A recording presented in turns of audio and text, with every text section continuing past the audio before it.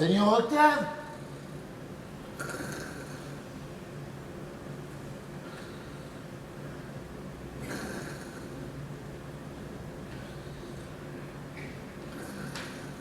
Seigneur Octave! Seigneur Octave! Votre père revient au séjour de Tarente.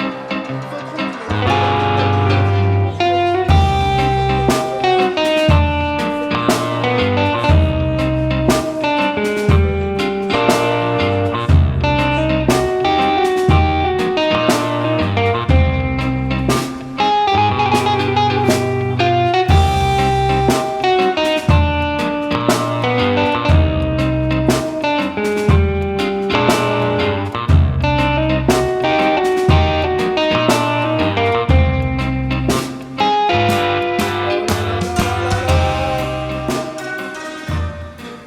Oh, fâcheuse nouvelle pour un cœur amoureux! Dure extrémité où je me vois réduit, tu viens, Sylvestre, d'apprendre au port que mon père revient? Oui, Qu'il arrive ce matin même, ce matin même. et qu'il revient dans la résolution de me marier Oui, avec une fille du seigneur Géronte? du Seigneur Géronte. Que cette fille est mandée de Tarente ici pour cela? Oui, Oh là là là là là! Et tu tiens ces nouvelles de mon oncle? de votre oncle, À qui mon père les a mandées par une lettre? par une lettre. Et cet oncle, dis-tu, suit toutes nos affaires? Toutes nos affaires. Oh là là là là là là là. Parle si tu veux. Ne te fais point de la sorte arracher les mots de la bouche. Et qu'ai-je à parler davantage? Vous n'oubliez aucune circonstance et vous dites les choses tout justement comme elles sont. Mais conseille-moi du moins, me dis ce que je dois faire en ces cruelles conjonctures. Ma foi, je m'y trouve autant embarrassé que vous et j'aurais bon besoin que l'on me conseillât moi-même. Je suis assassiné par ce maudit retour. Je ne le suis pas moins. Lorsque mon père apprendra les choses, je vais voir fondre sur moi un orage soudain d'impétueuses réprimandes. Les réprimandes ne sont rien. Et plutôt au ciel que j'en fusse quitte à ce prix. Mais j'ai bien la mine pour moi de payer plus cher vos folies. Et je vois se former de loin un nuage de coups de bâton qui crèvera sur mes épaules. Oh là là là là là là. Par où sortir de l'embarras où je me trouve? C'est à quoi vous deviez songer avant que de vous y jeter. Oh là là là là, tu me fais mourir par tes leçons hors de saison. Vous me faites bien plus mourir par vos actions étourdies. Mais qu'est-ce que je dois faire? Je sais pas quoi faire. Qu'est-ce que je dois faire? Je sais pas quoi faire. Quelle résolution prendre? À quel remède recourir?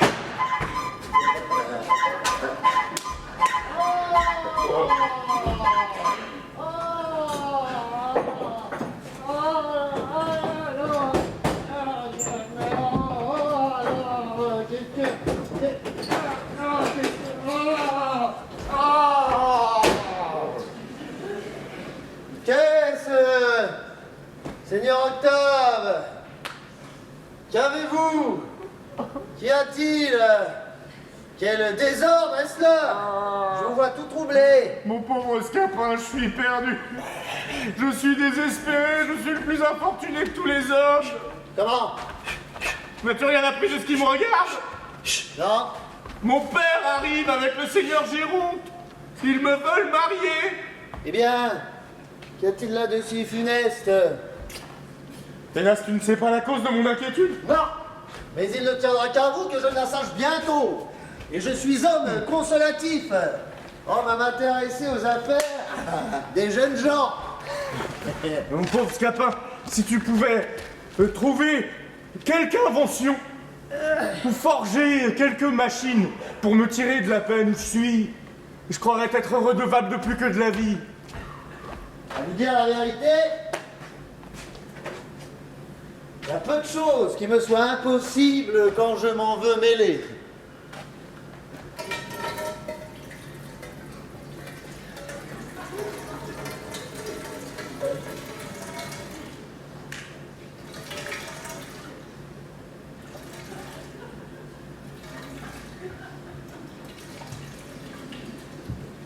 Et j'ai sans doute reçu du ciel un génie assez beau pour toutes les fabriques de ces gentillesses d'esprit, de ces galanteries ingénieuses à qui le vulgaire ignorant donne le nom de fourberie. Et je puis dire, sans vanité, on n'a guère vu d'homme qui fut plus habile ouvrier de ressorts et d'intrigues, qui ait acquis plus de gloire que moi dans ce noble métier.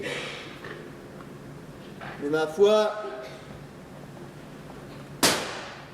le mérite est trop maltraité aujourd'hui. Et j'ai renoncé à toute chose depuis certains chagrins d'une affaire qui m'arriva. Comment? Quelle affaire, Scapin?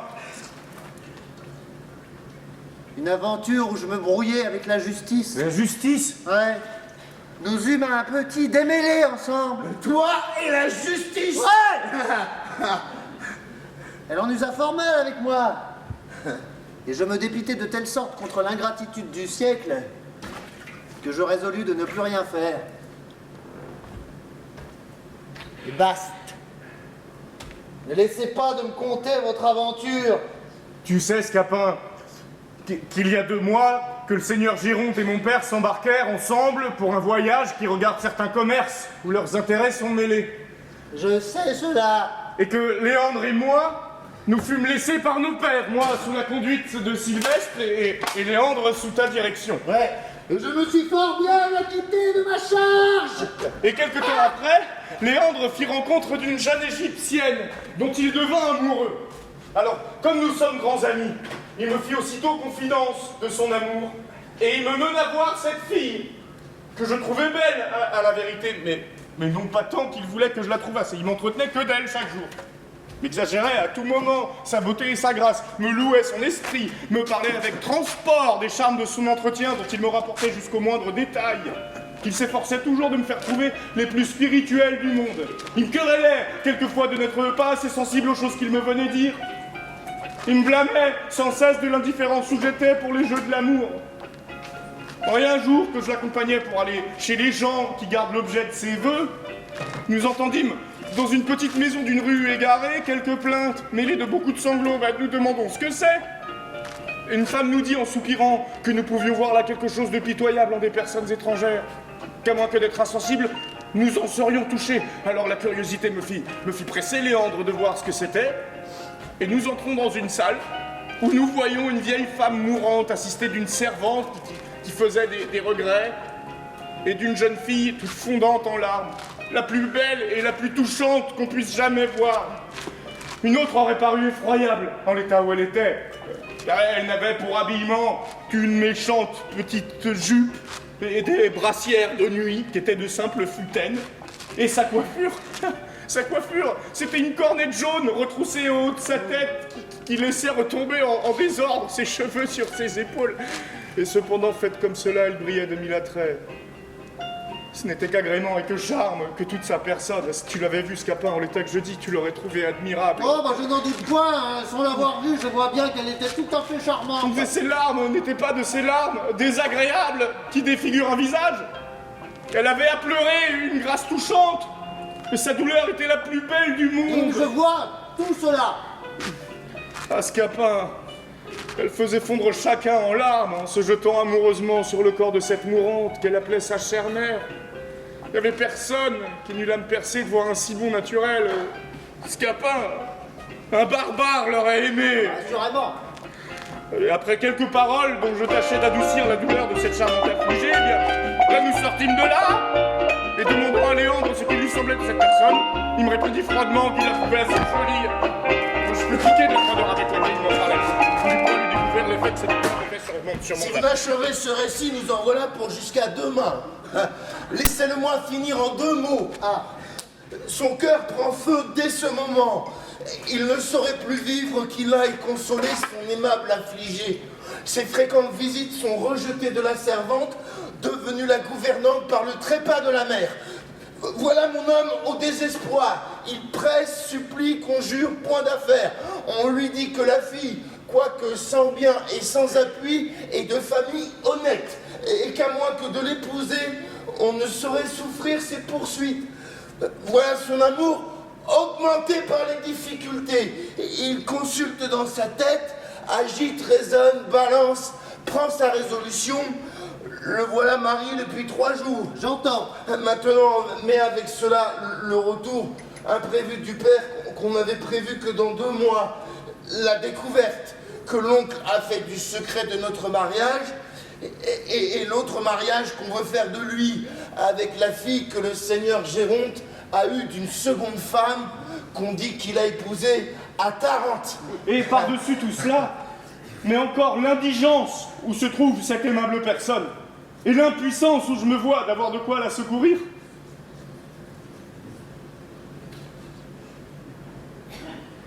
Est-ce là tout?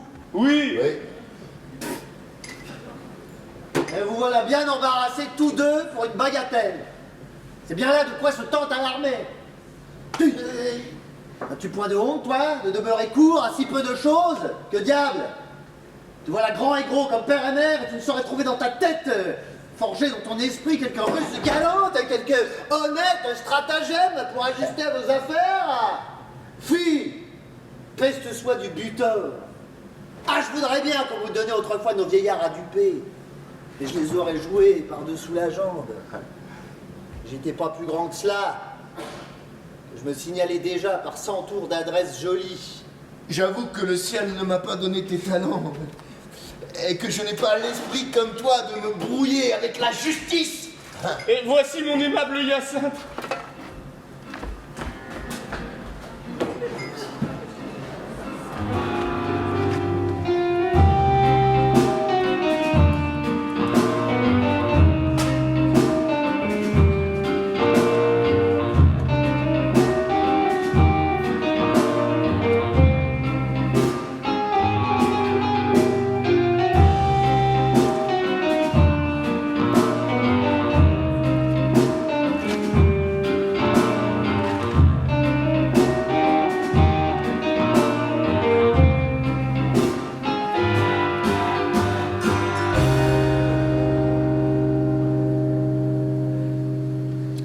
Octave.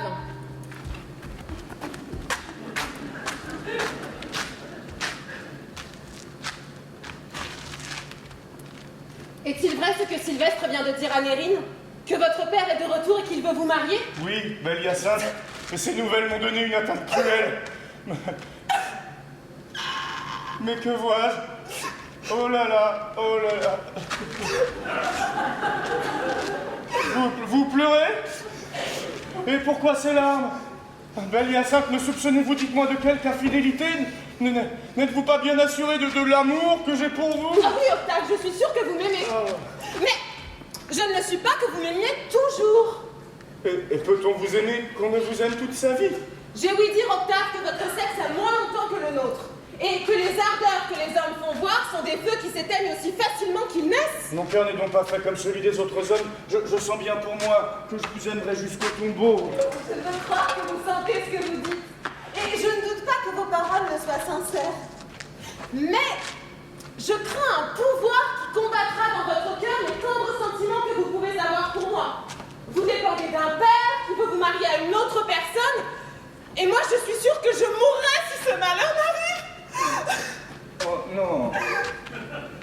Oh là là. Oh là. Non, belle Hyacinthe. C'est les points de père qui puissent me contraindre à vous manquer de foi.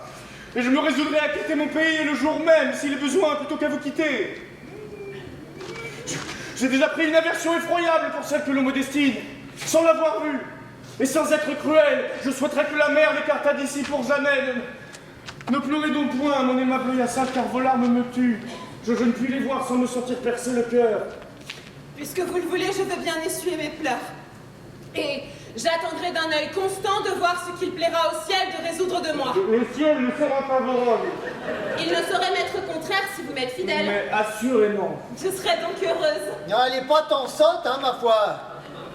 Je la trouve même assez passable. Voici un homme qui pourrait bien, s'il le voulait, nous être dans tous nos besoins d'un secours merveilleux. Alors, j'ai fait de grands serments de ne me mêler plus du monde. Mais si vous m'en priez bien fort tous deux, peut-être. Ah, s'il ne tient qu'à te prier bien fort pour obtenir ton aide, je te conjure de tout mon cœur de prendre la conduite de notre barque. Et vous me dites-vous rien? Je vous conjure à son exemple, par tout ce qui vous est le plus cher au monde, de vouloir bien servir notre amour. Oh, il faut se laisser vaincre, hein? Et avoir de l'humanité. Allez, je vais m'employer pour vous. Ah, Scapin! Et vous, allez-vous-en. Et soyez en repos. Et vous préparez-vous à soutenir avec fermeté l'abord de votre père. Je t'avoue que cet abord me fait trembler par avance. J'ai une timidité naturelle que je ne saurais vaincre. Eh bien, c'est pour cette raison qu'il faut paraître ferme au premier choc, hein, de peur que sur votre faiblesse, ils ne prennent le pied de vous mener comme un innocent. Là, hein, tâchez de vous proposer par étude, hein, un peu de hardiesse, et songez à répondre résolument sur tout ce qu'il pourra vous dire. Je ferai du mieux que je pourrai. Ah, essayons un peu et répétons un peu votre rôle pour vous accoutumer. Voyons si vous ferez bien. La mine résolue.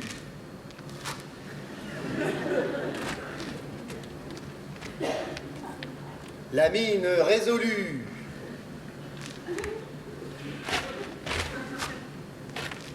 Les regards assurés. Les regards assurés. La tête haute.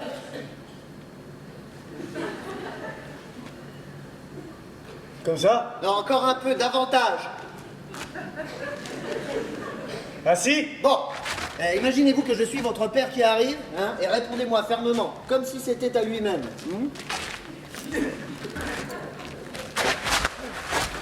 Comment? Panda! Fripon! Infâme! Fils indigne d'un père comme moi! Oses-tu bien paraître devant mes yeux après tes bons déportements, hein? Après le large tour que tu m'as joué pendant mon absence? Est-ce là le fruit de mes choix, Marot? Est-ce là le fruit de mes choix?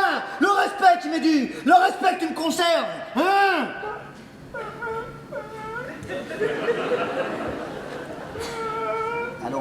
Allons, Octave, allons.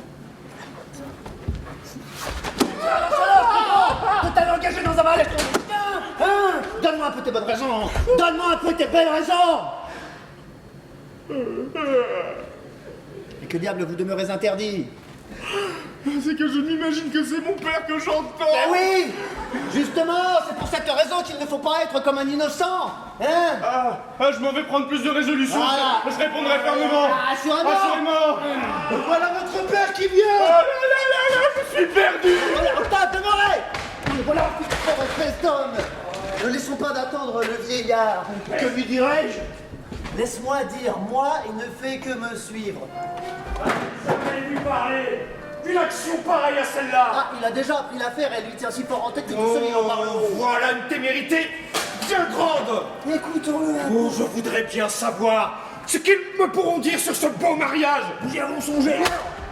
Tâcheront-ils de me nier la chose? Non, nous n'y pensons Ou pas. s'ils entreprendront de l'excuser? Ah, celui-là se pourra faire. Prétendront-ils m'amuser par des contes en l'air? Peut-être. Tous leurs discours seront inutiles. Nous allons voir. Ils ne m'en donneront point à garder. Nous jurons de rien. Oui, je saurais mettre mon pendard de fils en lieu de sûreté. Allez-y pour voir. Et pour le coquin de Sylvestre, je le rouerai de coups. J'étais bien étonné s'il m'oubliait. Hein.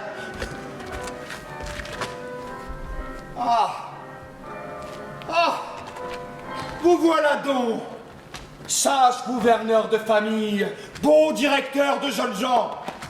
Ah, monsieur, je suis là. Ravi de vous voir de retour. Oui, bonjour, Scapin. Vous avez suivi mes ordres, vraiment d'une belle manière, hein. Et mon fils s'est comporté fort sagement pendant mon absence. C'est bien ce que je vois. Ah, c'est bien. Tu ne dis mot, coquin. Tu ne dis mot. Et votre voyage a-t-il été bon? Mais mon Dieu, fort beau, mais laisse-moi quereller en repos. Vous les quereller. Oui, je veux quereller. Qui, monsieur? Ce maraud-là. Pourquoi? Tu n'as pas ouï parler de ce qui s'est passé dans mon absence? Oh, je veux bien oui parler de quelques petites choses. Et comment quelques petites choses? Une action de cette nature, Vous avez quelques raisons. une hardiesse pareille à celle-là, Ouais, cela est vrai. un fils qui se marie sans le consentement de son père. Oui, il y a quelque chose à dire à cela, mais je serais d'avis, moi, que vous fissiez point de bruit. Je ne suis pas du tout de cet avis, moi, et je veux faire du bruit, tout m'en saoule. Et quoi, tu ne trouves pas que j'ai tous les sujets du monde d'être en colère? Mais si fait! J'ai d'abord été moi lorsque j'ai su la chose. Je me suis intéressé pour vous, jusqu'à quereller votre fils. Demandez-lui un peu quelle belle réprimande je lui ai faite. Hein? Et comme je l'ai chapitré sur le peu de respect qu'il gardait un père qui ne donnait pas. On peut pas lui parler quand ce serait vous-même. Mais quoi? Je me suis rendu à la raison. J'ai considéré que dans le tort, il y aurait... Il n'y a pas tant de tort qu'on pourrait croire.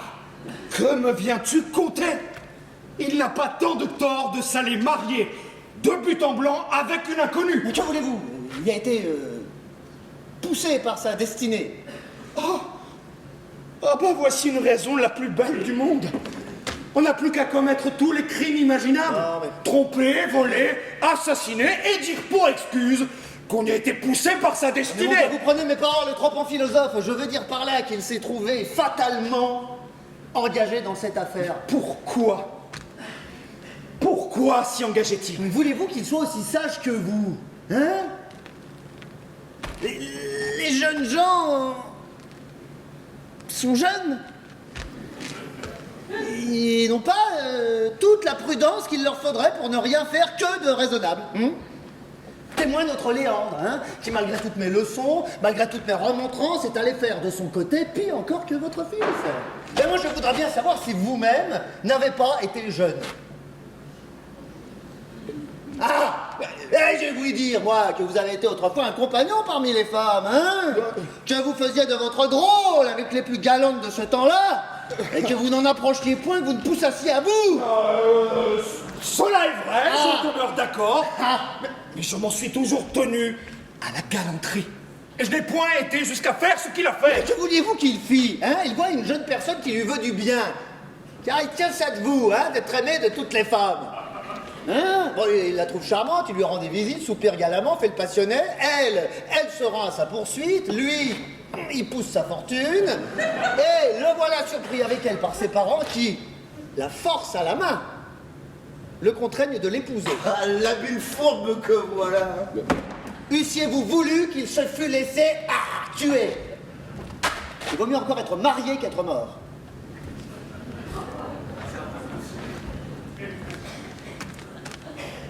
On ne m'a pas dit que l'affaire se soit ainsi passée. Eh bien, demandez-lui plutôt. Hein? Il ne vous dira pas le contraire. C'est par force qu'il a été marié. Oui, monsieur. Ah, voudrais-je vous mentir?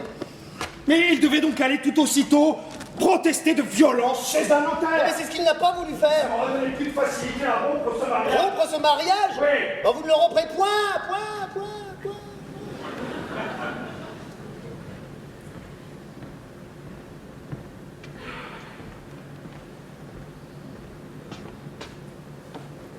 Je ne le romprai point. Non. Quoi? Je n'aurai pas pour moi les droits de père et la raison de la violence qu'on a faite à mon fils. C'est une chose dont il ne demeurera pas d'accord. Il n'en demeurera pas d'accord. Non. Mon fils. Votre fils, voulez-vous qu'il confesse qu'il était capable de crainte? Et que ce soit par force qu'on lui ait fait faire les choses? Oh! Il n'a garde d'aller avouer cela, ce serait se faire tort et se montrer indigne d'un père comme vous. Je me moque de Il cela. faut, pour son honneur et pour le vôtre, qu'il dise dans le monde que c'est de bon gré qu'il l'a épousée. Et je veux, moi, pour mon honneur et pour le sien, qu'il dise le contraire. Non, il ne le fera pas. Je l'y forcerai bien. Il ne le fera pas, vous dis-je. Il le fera ou je le déshériterai. Vous? Moi. Ah, Bon. et le comment bon? Vous ne le déshériterez point? Je ne le déshériterai point. Non. Non. Ah ben voici qui est plaisant. Je ne déshériterai point mon fils. Non, vous dis-je. Et qui m'en empêchera? Ah, vous-même. Moi. Ouais, vous n'aurez pas ce cœur-là. Je l'aurai. Ah, vous vous moquer. Non, je ne me moque Oh, pas. la tendresse maternelle fera son office. Non, elle ne fera rien. Je vous dis que cela sera. Bagatelle. Il ne faut point qu'il bagatelle. Oh, je vous connais, vous êtes bon, naturellement. Non, je ne suis point bon. Je ne suis point bon et je suis méchant. Quand je veux...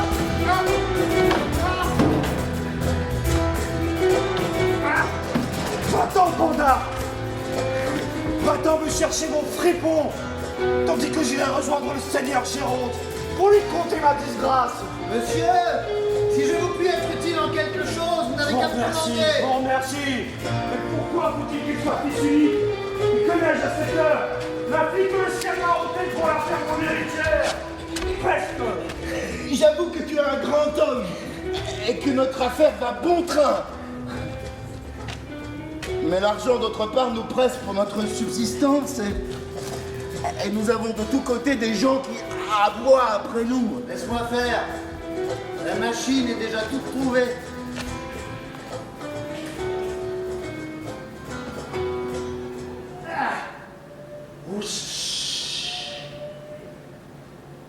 Non, je cherche seulement dans ma tête un homme qui nous soit affidé pour jouer un personnage dont j'ai besoin.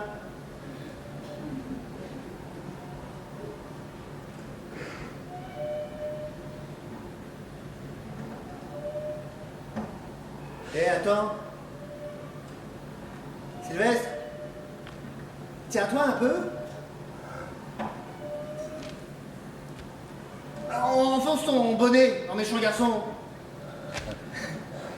Mets la main au côté. Tiens-toi sur un pied.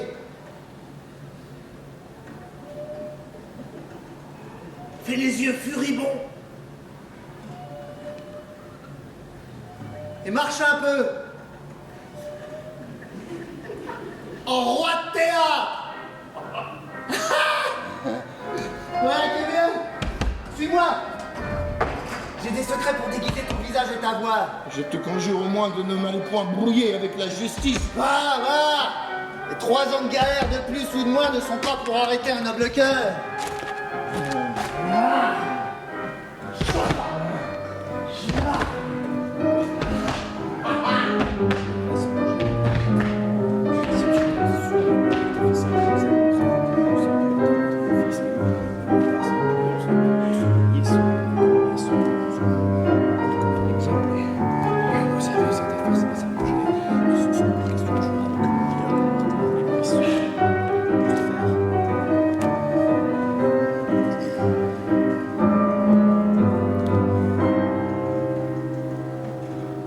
Oui.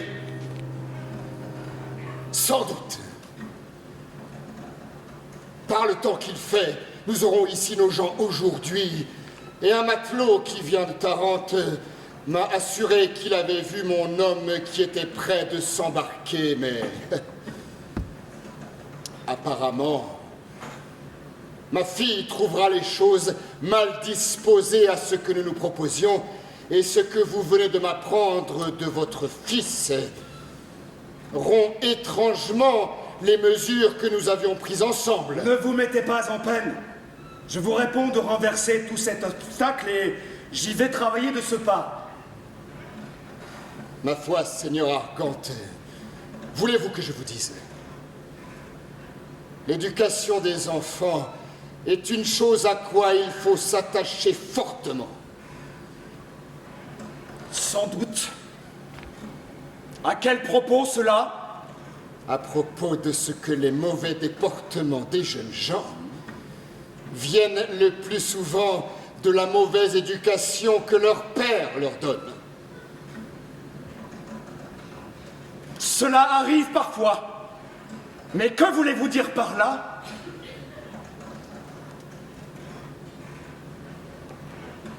Ce que je veux dire par là, Oui. c'est que si vous aviez en brave père bien morigéné votre fils, il ne vous aurait pas joué le tour qu'il vous a fait. Fort bien. De sorte que vous avez bien mieux morigéné le vôtre. Sans doute. Et je serais bien fâché qu'il n'eût rien fait approchant de cela. Et si ce fils que vous avez un brave père si bien morigéné, avait fait pis encore que le mien, hein?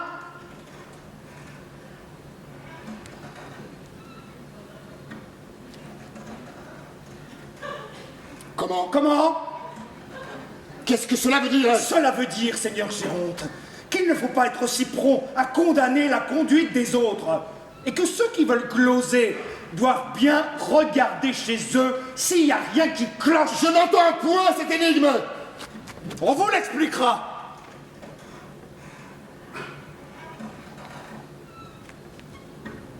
Est-ce que vous auriez ouï dire quelque chose de mon fils? Et cela se peut faire. Et quoi encore? Votre scapin dans mon dépit ne m'a dit la chose qu'en gros. Mais vous pourrez de lui ou de quelque autre être instruit du détail. Pour moi, je vais vite consulter un avocat et aviser les biais que j'ai à prendre. Jusqu'au revoir.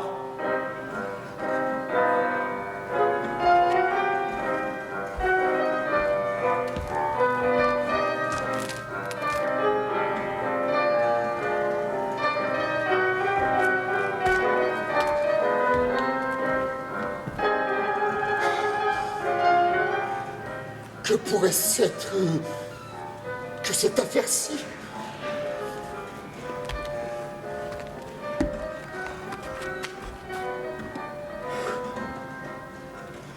Pire encore que le sien. Pour moi, je ne vois pas ce qu'on peut faire de pire. Et je trouve que se marier sans le consentement de son père est une action qui passe tout ce qu'on peut s'imaginer. Ah, vous voilà! Ah, mon père, que j'ai de joie de vous voir de retour. Doucement. Parlons un peu d'affaires. Hein. Souffrez que je vous embrasse et... Doucement, vous dis-je. Quoi? Vous me refusez, mon père, de vous exprimer mon transport par mes embrassements? Oui, nous avons quelque chose à démêler ensemble. Et quoi? Tenez-vous, que je vous vois en face. Comment? Regardez-moi entre deux yeux. Eh bien, Qu'est-ce donc qu'il s'est passé ici?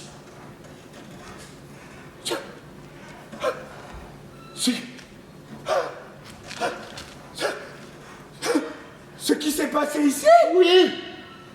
Qu'avez-vous fait dans mon absence?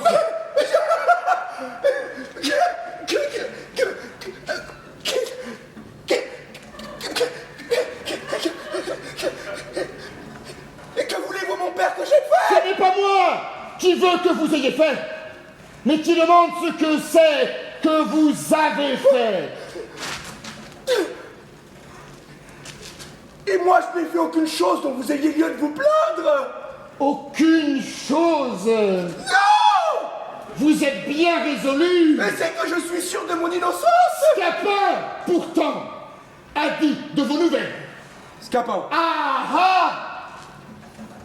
Ce mot vous fait rougir. Il vous a dit quelque chose de moi. Ce lieu n'est pas tout à fait propre à vider cette affaire. Et nous allons l'examiner ailleurs. Qu'on se rende au logis. J'y vais revenir tout à l'heure. Ah, traître. S'il faut que tu me déshonores, je te renonce pour mon fils. Et tu peux bien pour jamais te résoudre à fuir de ma présence. Me trahir de cette manière. Un coquin qui doit, par sans raison, être le premier à cacher les choses que je lui confie, et le premier à les aller dévoiler à mon père. Ah! Je jure le ciel que cette trahison ne demeurera pas impunie. Ah, mon bon Scapin! Que nous restons à tes soins! Je suis un homme admirable, que le ciel m'est favorable de t'envoyer à mon secours!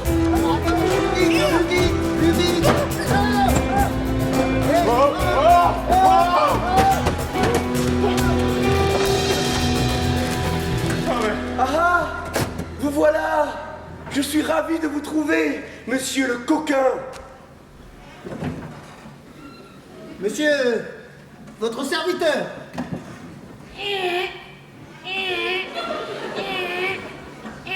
Vous faites le méchant plaisant. Ah, je vous apprendrai. Léandre! Non, Octave, ne me retenez pas, je vous prie. Mais de grâce! Laissez-moi tenter mon ressentiment. Au nom de l'amitié, Léandre, ne le maltraitez point! Ce que tu m'as fait, traite.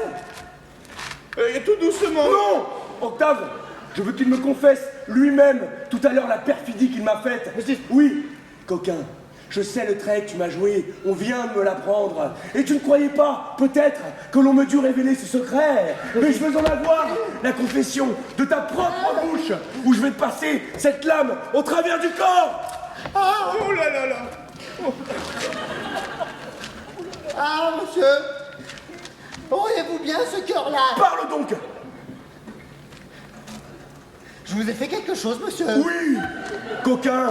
Et ta conscience ne te dit que trop ce que c'est. Je vous assure que je l'ignore. Tu l'ignores?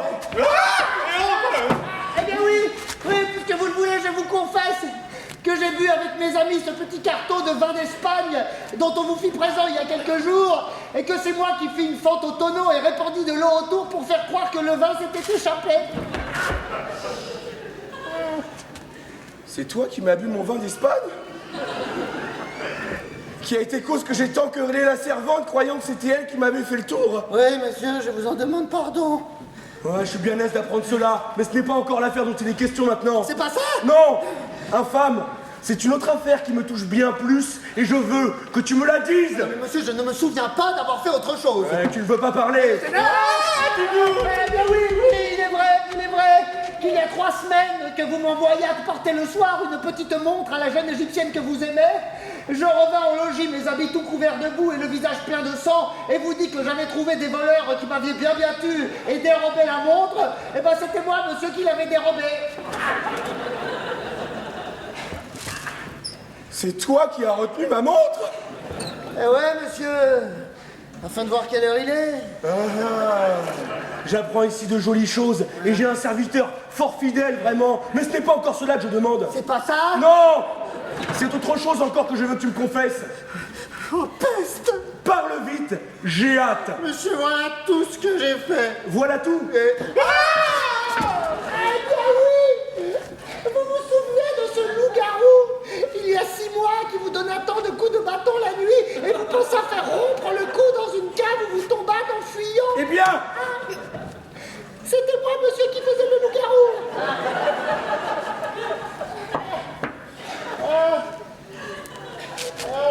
c'était toi, traître, qui faisais le loup-garou.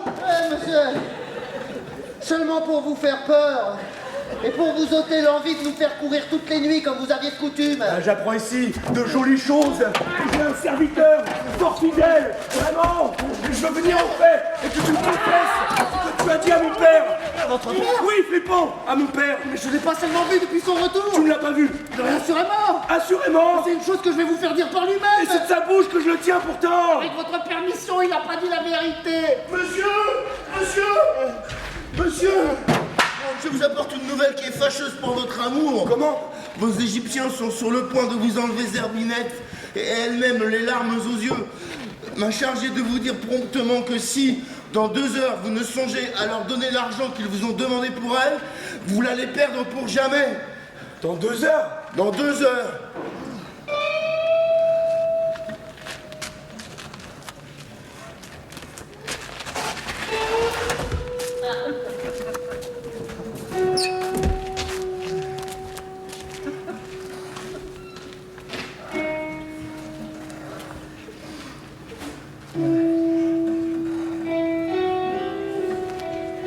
Ah, mon pauvre Scapin, j'implore ton secours. Ah, mon pauvre Scapin. Ah, je suis mon pauvre Scapin, hein, à cette heure qu'on a besoin de moi. Eh bah, je te pardonne tout ce que tu viens de me dire. Et puis encore, si tu me l'as fait... Non, ne me pardonnez rien. Hein. Passez-moi votre couteau au travers du cœur, hein. Je serais ravi que vous me tuiez. Non, je te conjure plutôt de me donner la vie en servant mon amour. Point. Vous ferez mieux de me tuer. Tu m'es trop précieux.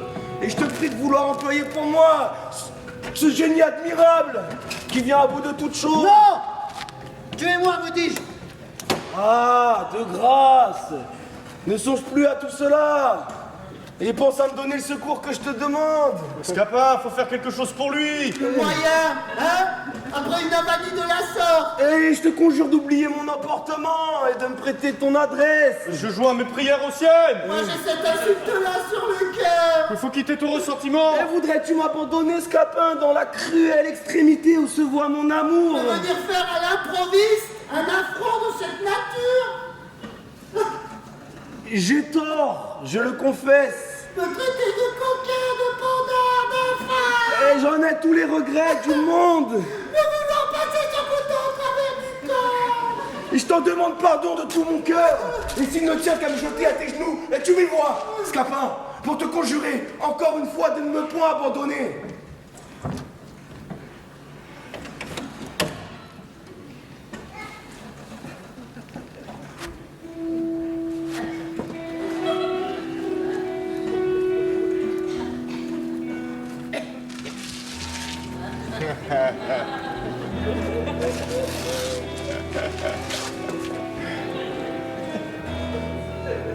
Mais ma foi, Scapin!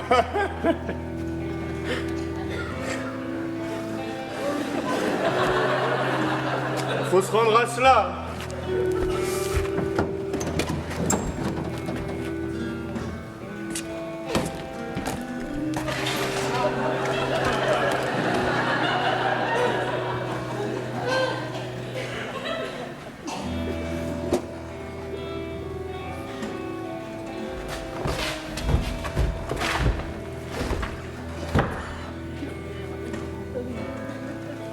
Levez-vous.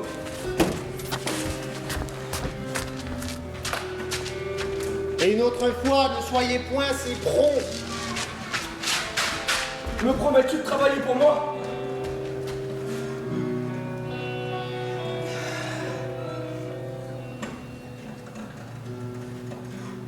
On y songera.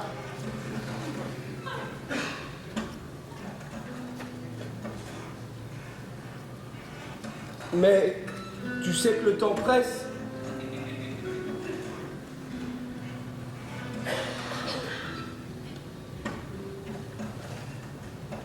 Ne vous mettez pas en peine. Combien est-ce qu'il vous faut? 50 000. Et à vous? 20 000?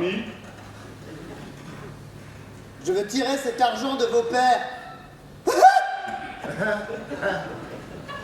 Pour ce qui est du vôtre, la machine est déjà toute trouvée. Et quant au vôtre, bien qu'avare au dernier degré, il y faudra moins de façons encore. Car vous savez que pour l'esprit, il n'en a pas, grâce à Dieu, grande provision.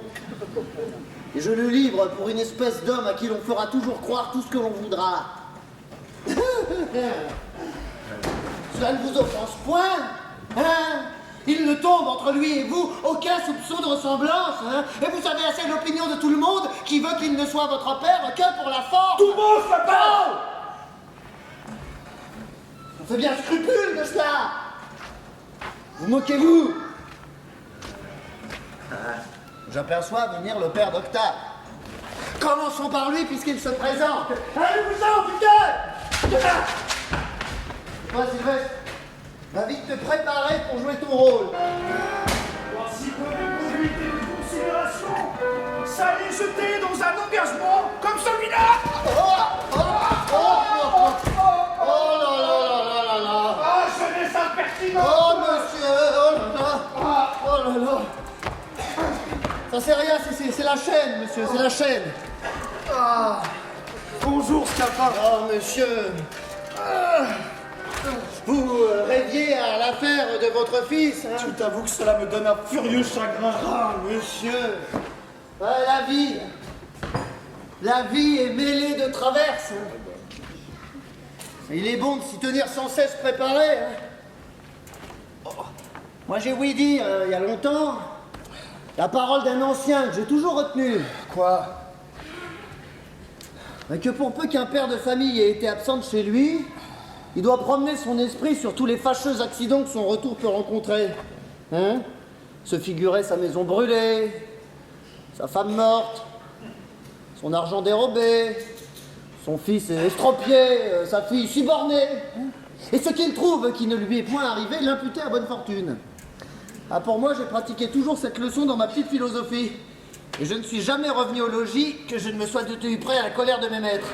Aux bastonnades, aux réprimandes, aux injures, aux coups de pied au cul. Et ce qui a manqué à m'arriver,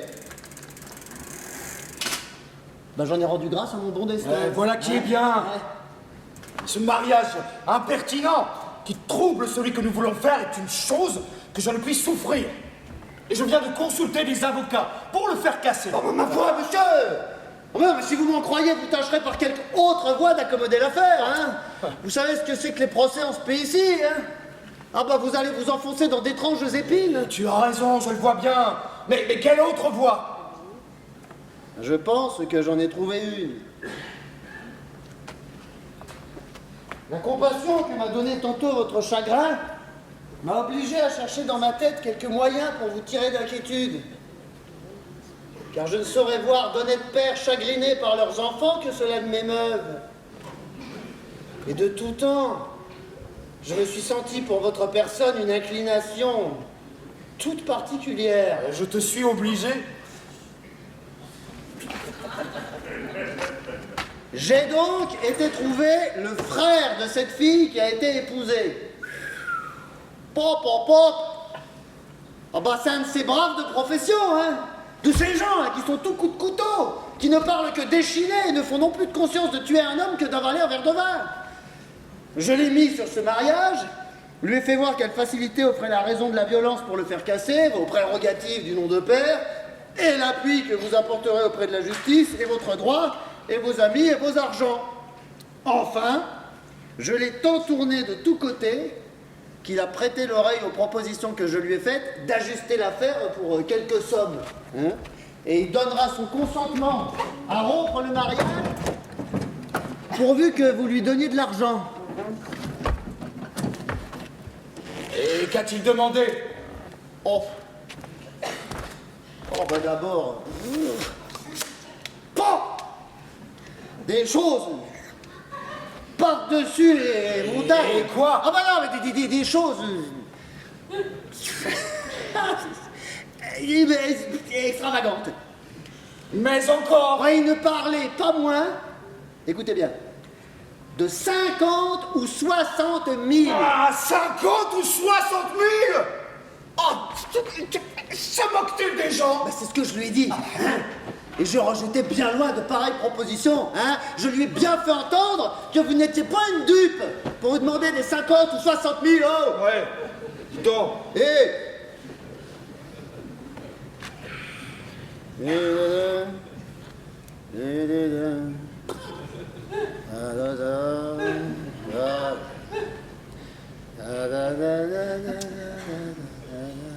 Enfin, après plusieurs discours, voici où s'est réduit le résultat de notre conférence. Alors nous voilà au temps, m'a-t-il dit, que je dois partir pour l'armée. Je suis prêt à m'équiper et le besoin que j'ai de quelque argent me fait consentir malgré moi à ce qu'on me propose.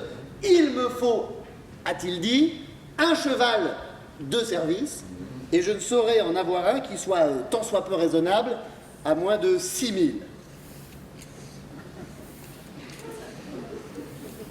Eh bien, pour 6 000, je les donne. Ah, il me faudra aussi le harnais et les pistolets. Coûtera bien 2 000 encore.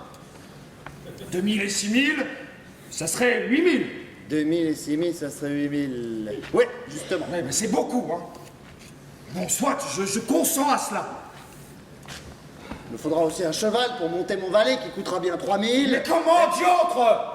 Mais qu'il se promène. Voilà, il n'aura rien du tout. Non, monsieur, non, monsieur. non, c'est un impertinent. Mais monsieur, voulez-vous que son valet aille à pied? Qu'il aille comme il lui plaira et le maître aussi. Monsieur, s'il vous plaît, donnez tout pour vous sauver des mains de la justice. Ne vous arrêtez pas un peu de choses. Mais soit, je me résous à donner encore ces 3 000.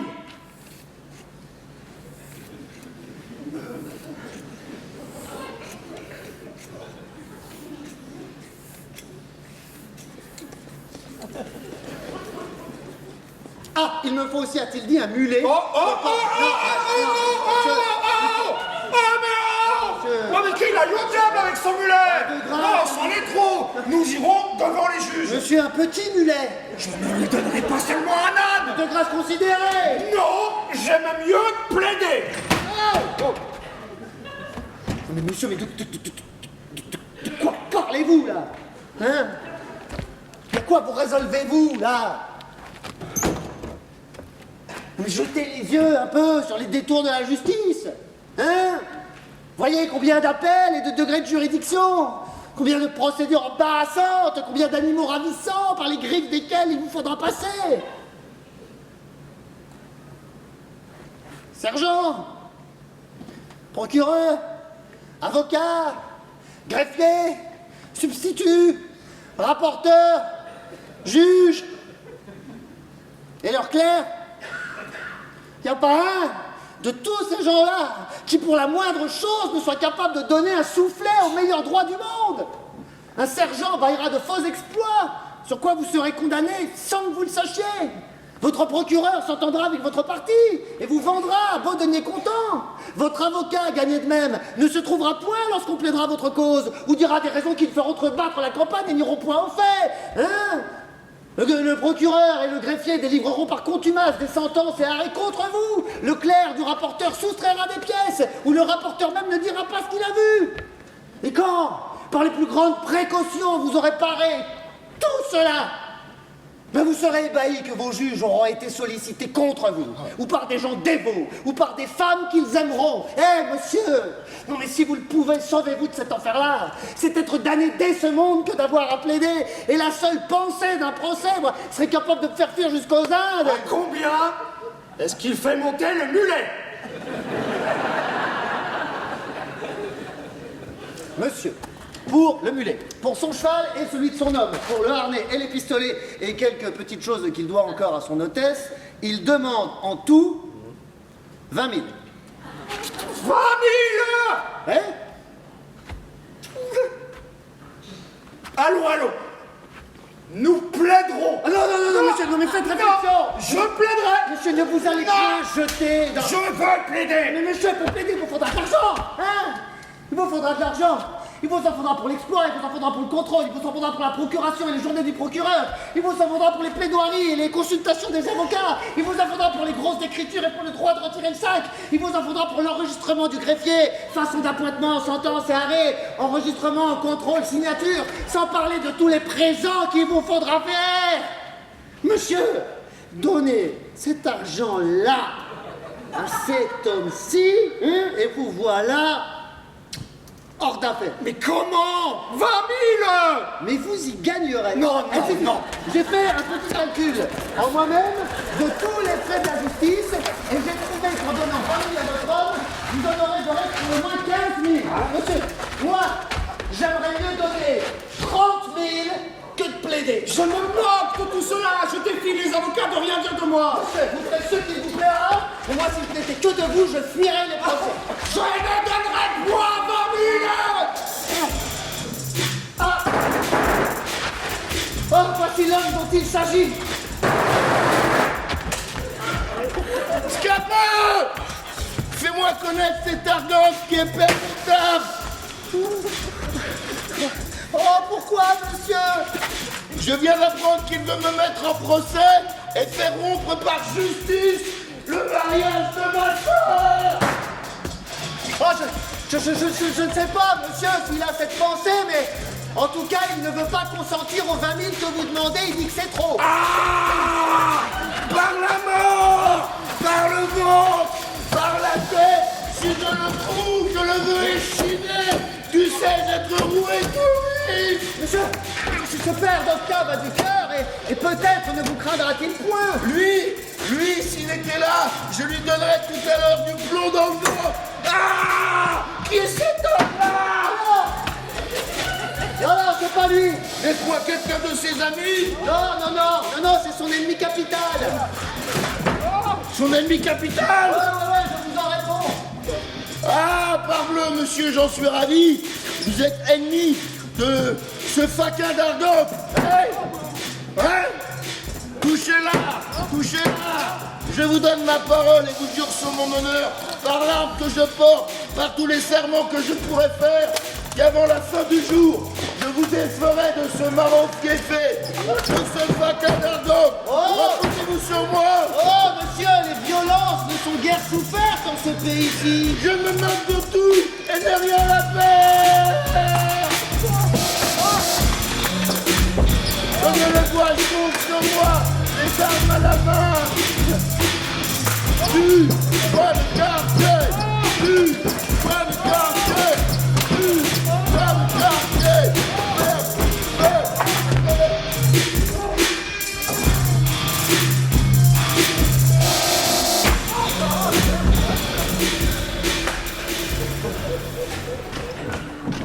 Oh là là là.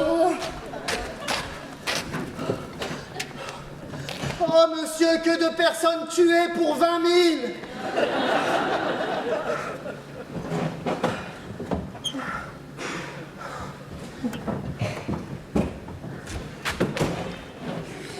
Scapin, je me résous à donner les 20 000. Je m'en réjouis pour l'amour de vous. Allons le trouver, je les ai sur moi. Ah ben non, vous n'avez qu'à me les donner.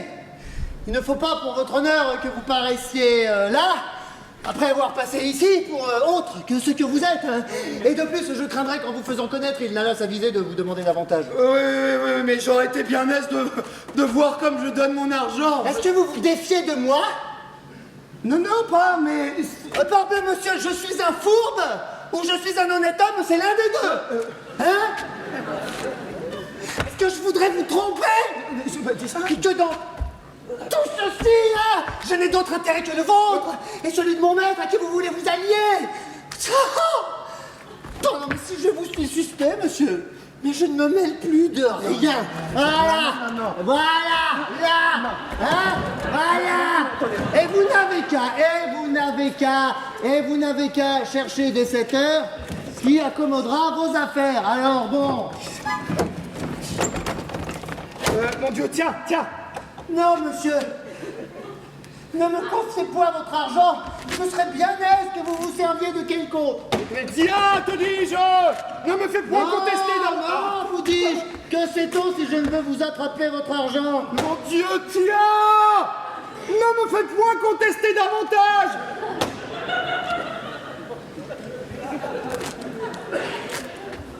Mais songe à bien prendre tes sûretés avec lui. N'ayez crainte. Il n'a pas à faire un saut. Je vais t'attendre chez moi. Je ne manquerai pas d'y aller.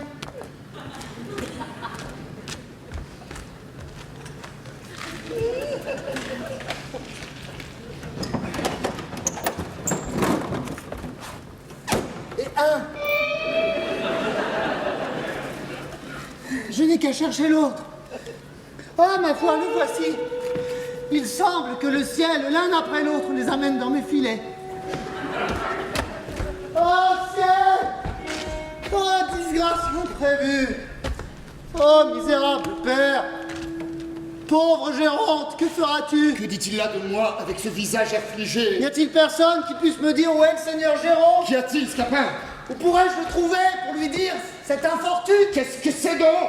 En vain, je cours de tous côtés sans le pouvoir trouver. Me voici! Oh, il faut qu'il soit caché en quelque endroit qu'on ne puisse point deviner. Oh là! Es-tu aveugle que tu ne me vois pas? Ah! Monsieur! Pas moyen de vous rencontrer. Il y a une heure que je suis devant toi. Qu'est-ce que c'est donc qu'il y a?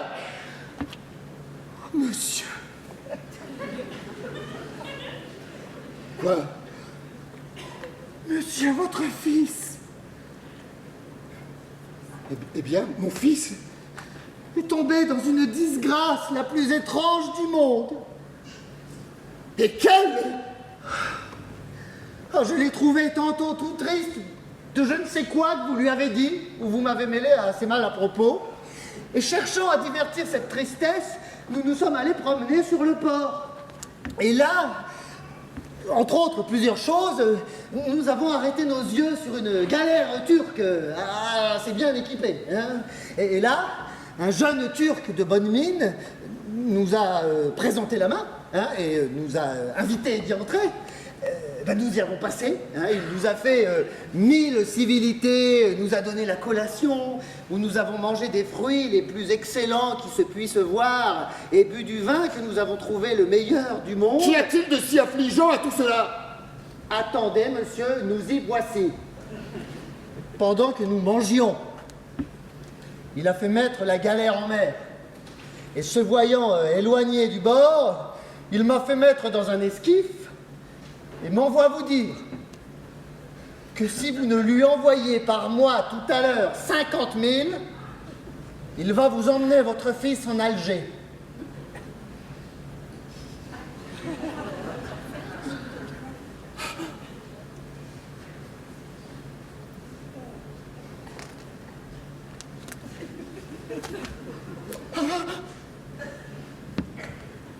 Comment diantre?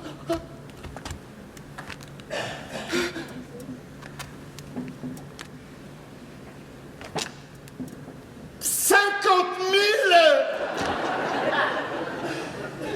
Oui, monsieur, et de plus, il ne m'a donné pour cela que 2 heures. Ah, le bandard du Turc!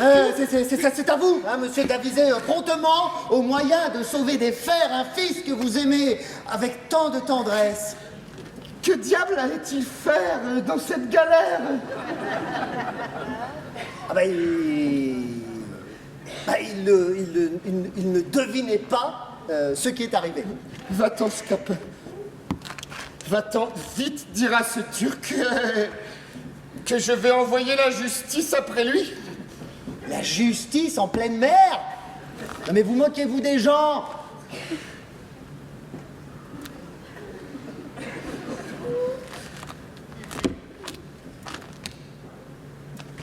Que diable allait-il faire dans cette galère? Une méchante destinée conduit quelquefois les personnes. Il faut, Scapin, il faut que tu fasses ici l'action d'un serviteur fidèle. Quoi? Que tu ailles dire à ce Turc qu'il me renvoie mon fils et que tu te mets à sa place. Jusqu'à ce que j'ai amassé la somme qu'il demande. Mais monsieur, mais songez-vous à ce que vous dites. Et vous figurez-vous que ce Turc ait si peu de chance que d'aller recevoir un misérable comme moi à la place de votre fils?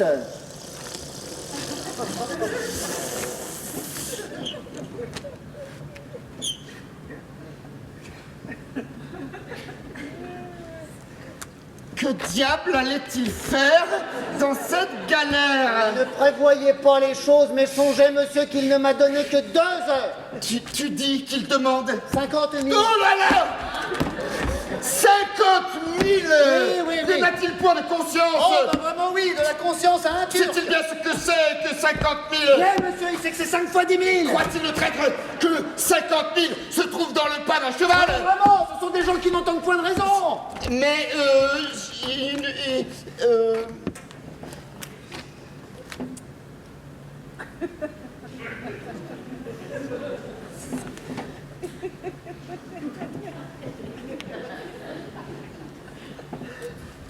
que diable allait-il faire dans cette galère? Il est vrai, mais quoi? Songez, monsieur, que le temps presse. Voilà. Voilà. La clé de mon armoire. Bon, Tu l'ouvriras. on vient. Tu trouveras une grosse clé du côté gauche, Ouais. qui est celle de mon grenier. Oui. Tu iras prendre toutes les hardes qui se trouvent dans cette grande manne et tu les vendras au fripier pour aller racheter mon fils. Monsieur, mais rêvez-vous, là? J'aurais pas 100 balles de ce que vous dites. Et songez au peu de temps qu'il m'a donné.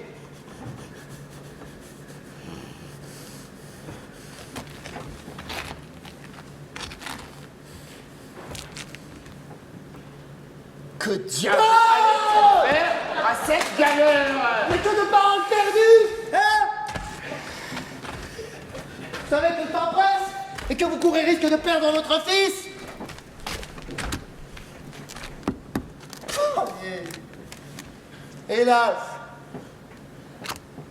mon pauvre maître, peut-être que je ne te verrai de ma vie. Et qu'à l'heure que je parle, on t'emmène esclave en Alger. Mais le ciel sera témoin que j'ai fait pour toi tout ce que j'ai pu. Et que si tu manques à être racheté, il n'en faut accuser que le peu d'amitié d'un père. Attends, Scapin. Je m'en vais quérir cette somme. Dépêchez donc, vite, monsieur. Je tremble que l'heure ne sonne. N'est-ce pas 40 000 que tu dis? Non, 50 000. 50 000? Oui. Mais,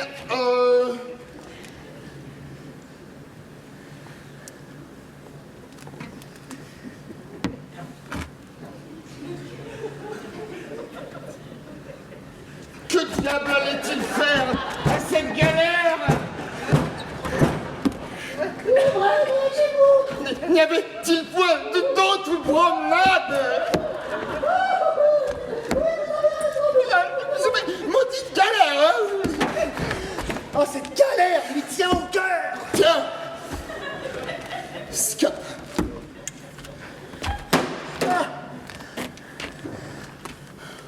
Je ne me souvenais pas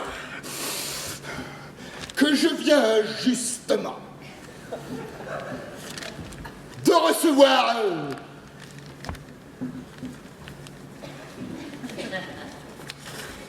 50 000. Et je ne croyais pas qu'il dût m'être sitôt ravi. Tiens, va-t'en racheter mon fils. Mais dis à ce Turc que c'est un scélérat. Oui. Un infâme, oui. Un homme sans foi, Oui. Un voleur. Fort bien. Qu'il me tire 50 000 contre toutes sortes de droits. Laissez-moi faire. Que je ne les lui cède ni à mort, ni à la vie. Fort bien. Et que si jamais je l'attrape, je saurais me venger de lui. Oui, monsieur. Va vite requérir mon fils. Ah, monsieur. Où est donc cet argent? Ne te laisse pas donner. Ah non, vraiment. Vous l'aviez remis dans votre poche. C'est la douleur qui me trouble l'esprit. Je le vois bien. Que diable allait-il faire dans cette galère? Maudite galère. Traître de Turc à tous les diables. Ça. Il ne peut digérer les 50 000 que je lui arrache. Mais il n'est pas quitte envers moi. Il me paiera en une autre monnaie l'imposture qu'il m'a faite auprès de son fils. Eh bien, Scapin, as-tu réussi pour moi dans ton entreprise? As-tu fait quelque chose pour tirer mon amour de la peine où il est? Voilà les 20 000 que j'ai tirés de votre père. Que tu me donnes de joie?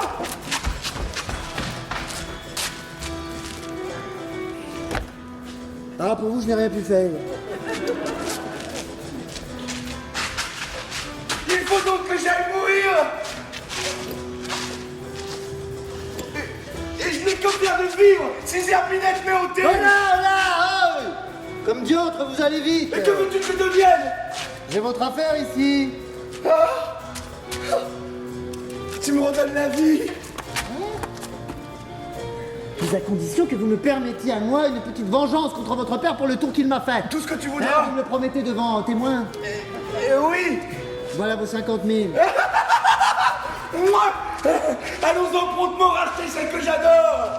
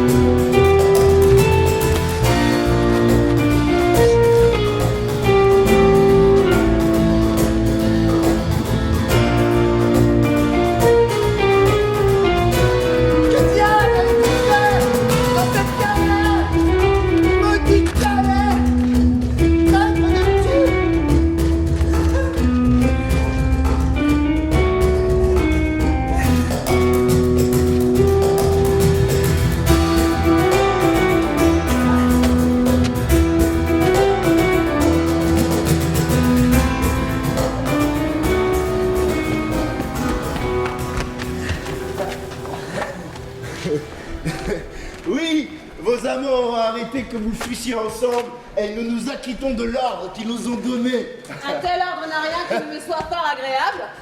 Je reçois avec joie une compagnie de la sorte et il ne tiendra pas à moi que l'amitié qui est entre les personnes que nous aimons ne se répande entre nous deux. J'accepte la proposition et ne suis point personne à reculer lorsqu'on m'attaque d'amitié. Et lorsque c'est d'amour qu'on vous attaque. Pour l'amour, c'est une autre chose. On y court un peu plus de risques et je n'y suis pas si hardie. Hey, vous l'êtes que je crois contre mon maître maintenant. Et ce qu'il vient de faire pour vous doit vous donner du cœur pour répondre comme il faut à sa passion. Je ne m'y fie encore que de la bonne sorte. Et ce n'est pas assez pour m'assurer que ce qu'il vient de faire. J'ai lu me réjouir et souvent je ris, mais tout en riant, je suis sérieuse sur de certains chapitres. Et ton maître s'abusera s'il croit qu'il lui suffise de m'avoir acheté pour me voir tout à lui. Il doit lui en coûter autre chose que de l'argent. Et pour répondre à son amour de la manière qu'il souhaite, il me faut un don de sa foi qui soit assaisonné de certaines cérémonies qu'on trouve nécessaires. Eh ben c'est là aussi comme il l'entend. Il ne prétend à vous qu'en tout bien et en tout honneur. C'est ce que je veux croire puisque vous me le dites. Mais du côté du père, j'y prévois des empêchements. Oh, nous trouverons moyen d'accommoder les choses. Oh, la ressemblance de nos destins doit contribuer encore à faire naître notre amitié. Nous nous voyons toutes deux dans les mêmes alarmes, toutes deux exposées à la même infortune. Vous avez cet avantage au moins que vous savez de qui vous êtes nés et que l'appui de vos parents que vous pouvez faire connaître est capable d'ajuster tout, peut assurer votre bonheur et faire donner un consentement au mariage qu'on trouve fait. Mais moi, je ne rencontre aucun secours dans ce que je puis être et l'on me voit dans un état qui n'adoucira pas les volontés d'un père qui ne regarde que le bien. Mais aussi avez-vous cet avantage qu'on ne tente point par un autre parti celui que vous aimez. Le changement du cœur d'un amant n'est pas ce qu'on peut le plus craindre. On se peut naturellement croire assez de mérite pour garder sa conquête et ce que je vois de plus redoutable dans ces sortes d'affaires, c'est la puissance paternelle auprès de qui tout le mérite ne sert de rien. Hélas, pourquoi faut-il que de si justes inclinations se trouvent traversées? La douce chose que d'aimer lorsque l'on ne voit point d'obstacle à ces aimables chaînes dont deux cœurs se lient ensemble. Vous vous moquez. La tranquillité en amour est un calme désagréable. Un bonheur tout uni nous devient ennuyeux. Faut du haut et du bas dans la vie. Et les difficultés qui se mêlent aux choses réveillent les plaisirs et augmentent les ardeurs. Mon Dieu, Scapin!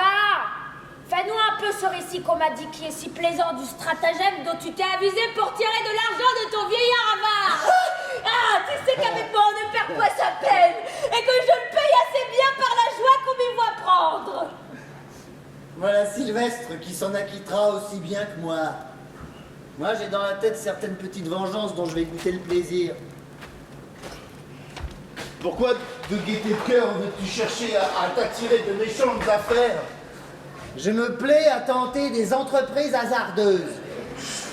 Je te l'ai déjà dit, tu quitterais le destin que tu en as si tu m'en voulais croire. Ouais, mais c'est moi que j'en croirais.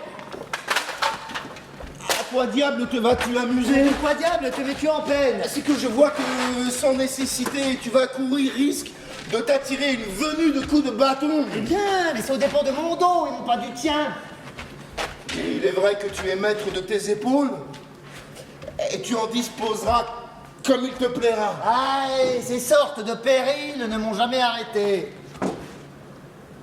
Et je hais tous ces cœurs pusillanimes qui, pour trop prévoir les suites des choses, n'osent rien entreprendre. Nous aurons besoin de tes soins. Ah, je vous irai bientôt rejoindre. Hop, hop, hop, hop, hop. Et il ne sera pas dit qu'impunément on est mis en état de me trahir moi-même, hein, et de découvrir des secrets qu'il était bon qu'on ne sût pas.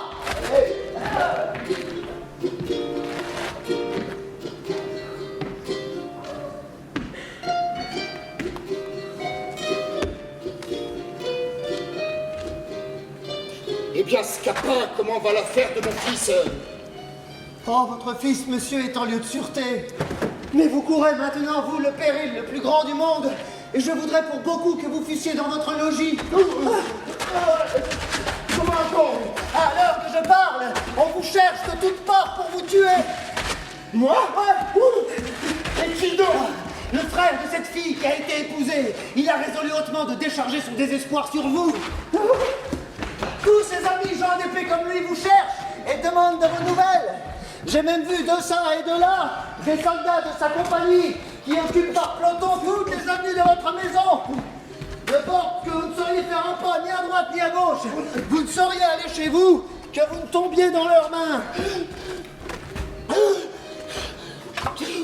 Que ferais-je, mon pauvre escapin? Oh, je sais pas, monsieur. Et voici une bien étrange affaire. Hein. Ah, je tremble pour vous, moi, depuis les pieds jusqu'à la tête.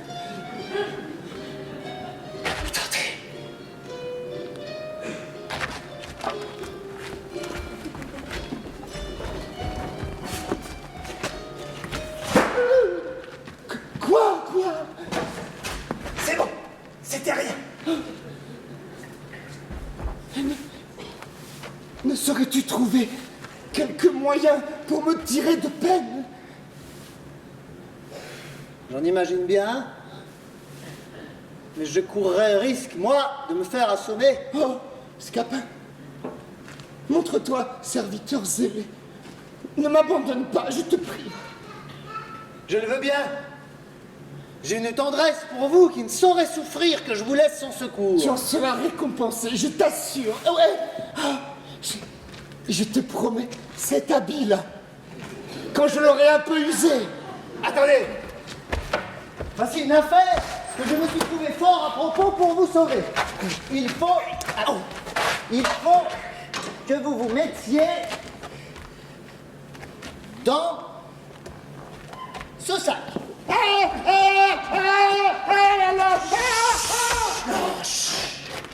Là, c'est personne. Hein? Il faut, dis-je, que vous vous mettiez là-dedans. Hein? Je vous chargerai comme un paquet de quelque chose et vous porterez ainsi au travers de vos ennemis jusqu'au de votre maison où quand nous serons une fois, nous pourrons nous barricader et on va y quérir main forte contre la violence. Hein? L'invention est bonne. Oh, le meilleur du monde, vous allez voir. Tu me paieras la posture. Quoi? Non, je dis que vos ennemis seront bien attrapés. Ah oui. Hein? Il faut que vous vous mettiez bien jusqu'au fond. Et surtout, prenez garde de ne vous point montrer et de ne branlez pas quelque chose qui puisse arriver. Monsieur, cachez-vous bien. Voici un spadassin qui vous cherche. Quoi.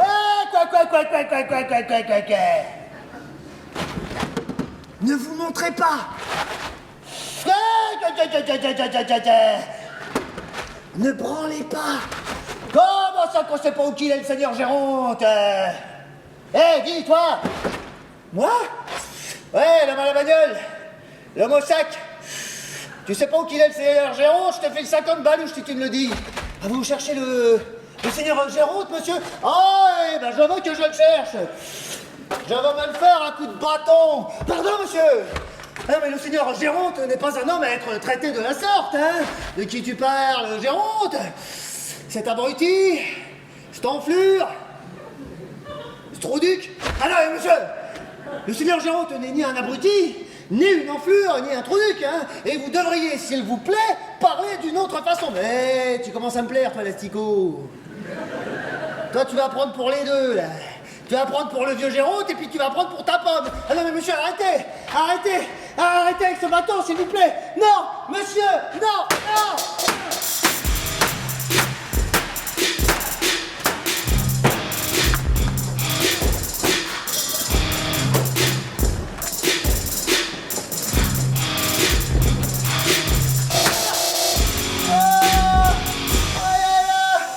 Peste soit du Gascon.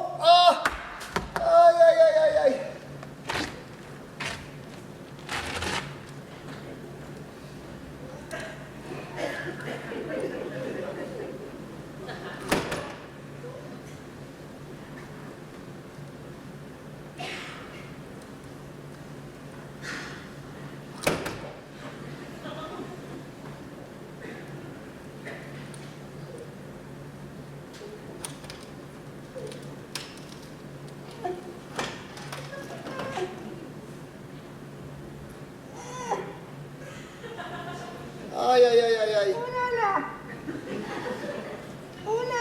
Oh là là. Aïe.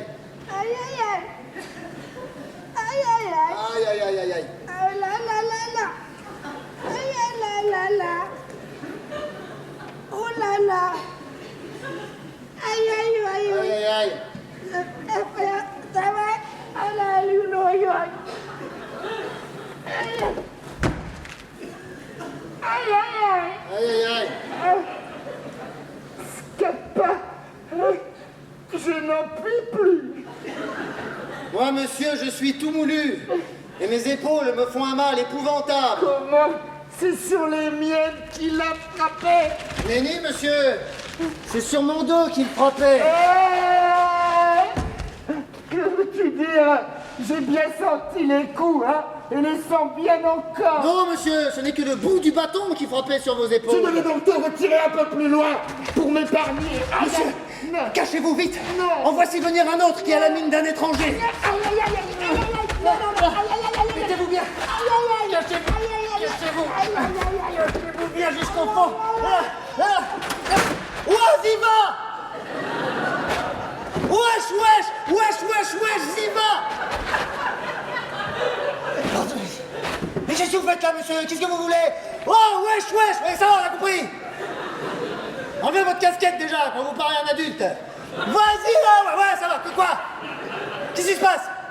Vas-y, cher Géronte là, dis-moi où il est, va.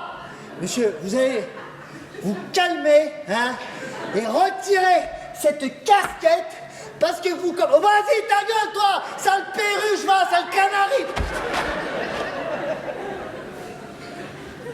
Monsieur, on dirait pas, mais je peux me mettre en colère. Fortement. Donc vous baissez d'un ton, vous laissez le seigneur Géronte, qui est un brave homme, où il est. Vas-y, va, seigneur Géronte, fils de putain. Et qu'est-ce que vous faites, monsieur? Ah non, vous allez pas frapper une petite perruche innocente comme moi, et avec un brave monsieur...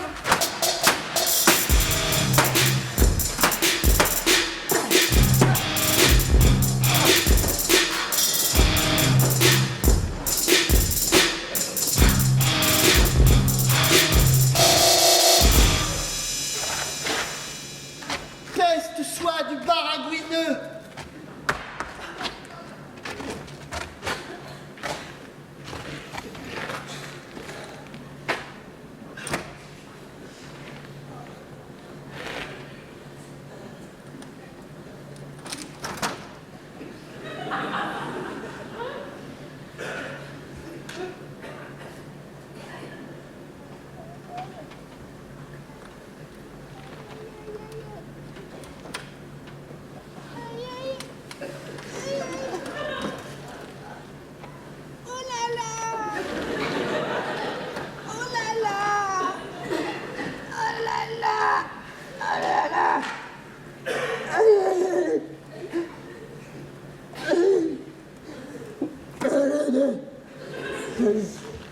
Je suis roué. Oh, moi, monsieur, je suis mort. Pourquoi diantre faut-il qu'il frappe sur mon dos? Cachez-vous, monsieur. Non. Voici venir une demi-douzaine de soldats, tout ensemble. Non. Non. Restez assis. Restez assis, s'il vous plaît. Et laissez ce petit seigneur Géronte tranquille, s'il vous plaît. Calmez-vous. Comment? Qu'est-ce qu'il y a, monsieur? Je vous entends mal. Qu'est-ce que vous dites? Vous voulez... J'entends pas. J'entends pas. Je n'entends rien. Vous voulez... Ah, je commence à vous entendre.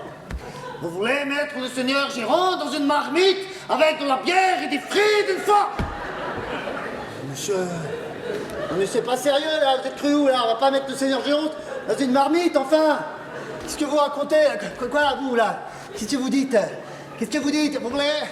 Je te comprends pas. Vous voulez faire récantonner par le seigneur Géronte 2 minutes? 2 minutes, pas de problème? Mais quoi? Vous rigolez ou quoi? Vous avez pas découpé le seigneur Géronte en sashimi non plus? Alors?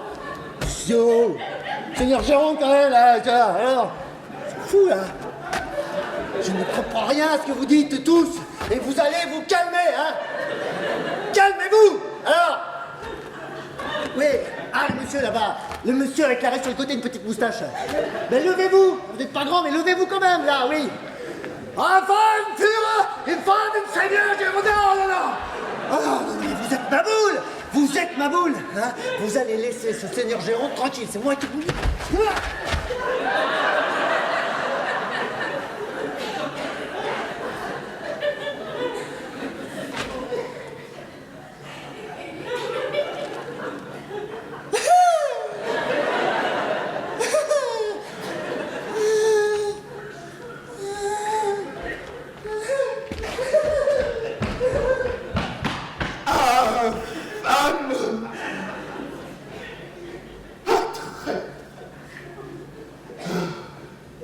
C'est là, c'est ainsi que tu m'assassines.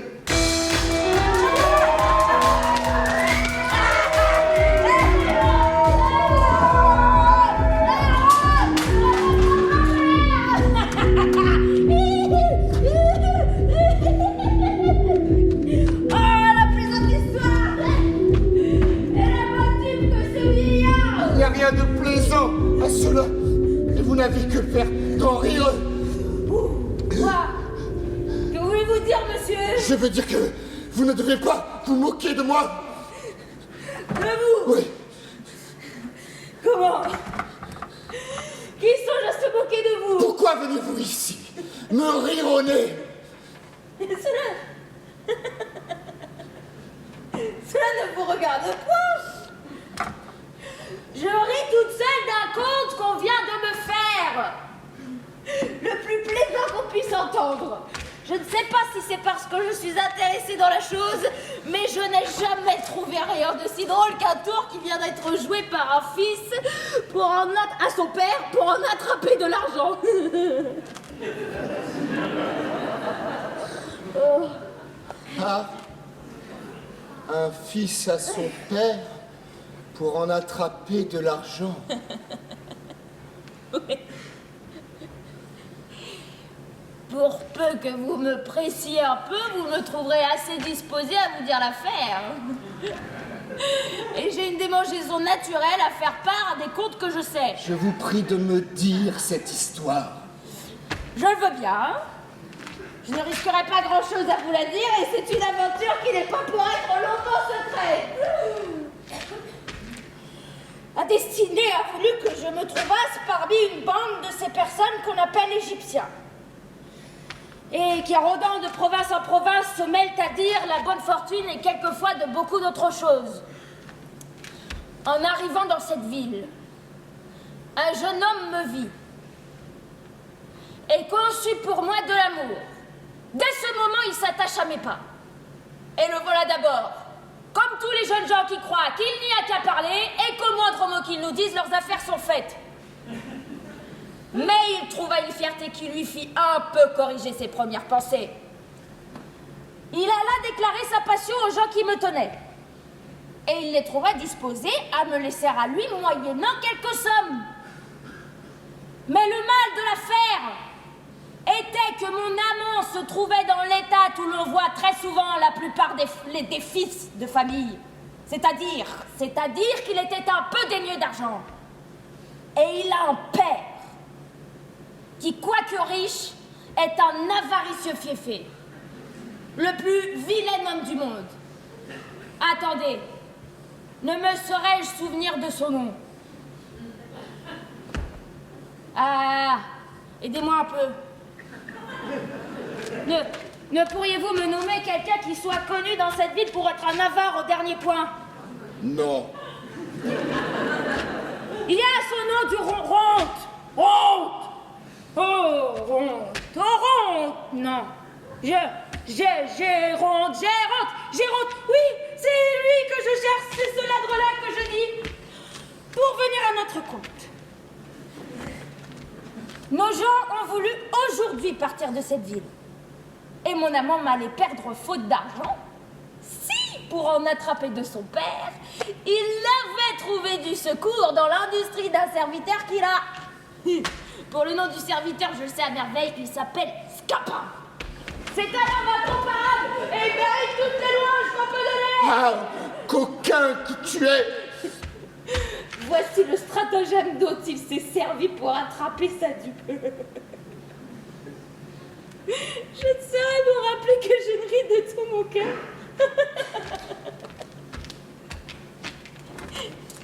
Il est allé trouver ce chien d'avare et il lui a dit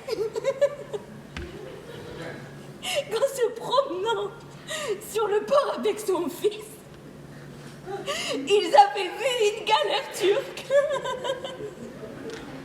où on les avait invités d'entrer. Qu'un jeune turc leur y avait donné la collation et que tandis qu'ils mangeaient, on avait remis la galère en mer. Que le Turc l'avait renvoyé, lui seul, à terre, dans un esquif, avec ordre de dire au père de son maître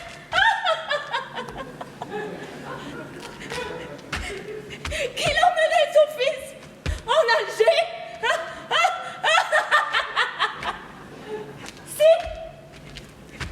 Il le lui envoyait tout à l'heure 50 000.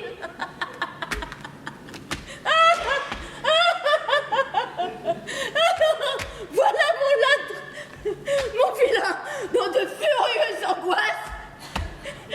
50 000 qu'on lui demande. Sont justement 50 000 coups de poignard qu'on lui demande. Il ne peut se résoudre à tirer cette somme de ses entrailles. Et la peine qu'il souffre lui fait trouver ce moyen ridicule pour avoir son fils. Il m'a envoyé là. Après la galère, et domicile. Son frère s'allait offrir à tenir la place de son fils jusqu'à ce qu'il ait amassé l'argent qu'il n'a pas envie de donner. Il abandonne pour faire 50 000. 4 oursins, des habits qu'il emballerait 100 balles, il appelle, il joue, il fait trouver le palais l'impertinence de ses propositions. Chaque réflexion est douloureusement accompagnée d'un mais que diable allait-il faire dans cette galère? Ah, maudite galère, traître de Turc! Enfin, après plusieurs détours, après avoir longtemps gémi et soupiré,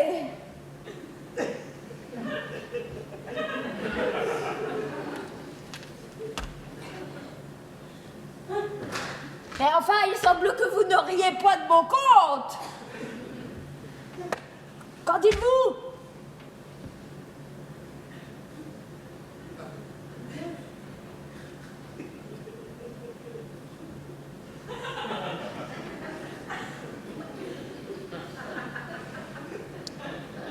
Je dis que le jeune homme est un panda, un insolent, qui sera puni par son père du tour qu'il lui a fait. Que l'égyptienne est une mal avisée, une impertinente, de dire des injures à un homme d'honneur qui saura lui apprendre à venir ici débaucher les enfants de famille. Et que le valet est un scélérat qui sera par géante envoyé au gibet avant qu'il soit demain.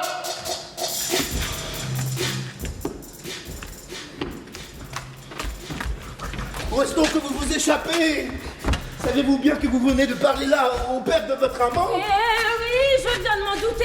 Je me suis adressée à lui-même sans m'en apercevoir pour lui conter son histoire. Et comment son histoire? J'étais toute remplie du compte et je brûlais de la redire à quelqu'un.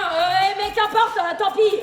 Je ne vois pas pour nous ce qui puisse en être, ni pis ni mieux. Ah, mais vous aviez grande envie de babiller, et c'est avoir là bien de la langue que de pouvoir se taire de ses propres affaires. N'aurait-il pas appris cela de quelque autre? Voilà, Sylvestre! Partez, voilà mon maître qui appelle. Ah, Hey!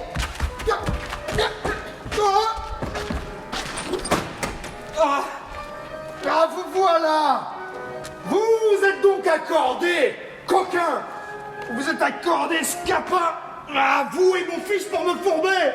Vous croyez que je l'endure? Ma foi, monsieur, si ce capin vous fourbe, je m'en lave les mains, et je vous assure que je ne trempe en aucune façon. Nous verrons cette affaire, Panda! Nous verrons cette affaire, et je ne prétends pas qu'on me fasse passer la plume par le bec!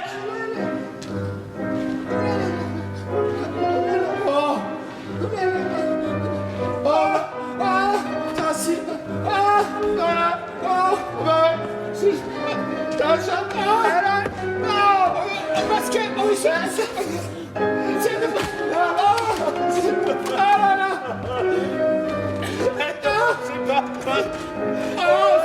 Parce que... Oh, c'était tout à là où